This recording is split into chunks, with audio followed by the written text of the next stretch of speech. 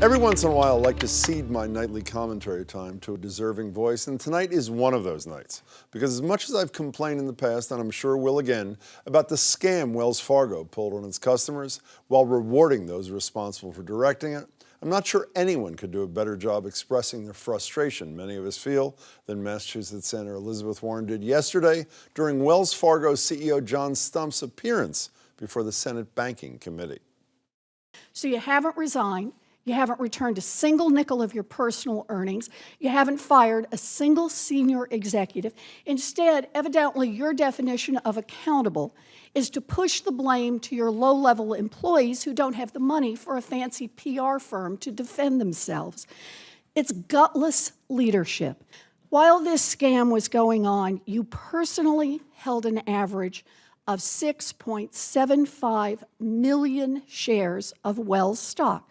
The share price during this time period went up by about $30, which comes out to more than $200 million in gains, all for you personally. You know, here's what really gets me about this, Mr. Stumpf.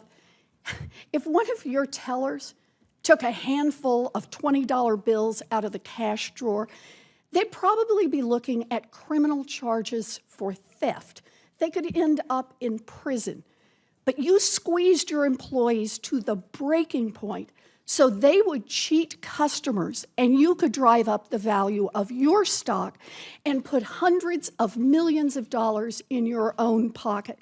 And when it all blew up, you kept your job, you kept your multi-million-dollar bonuses, and you went on television to blame thousands of $12 an hour employees who were just trying to meet cross-sell quotas that made you rich.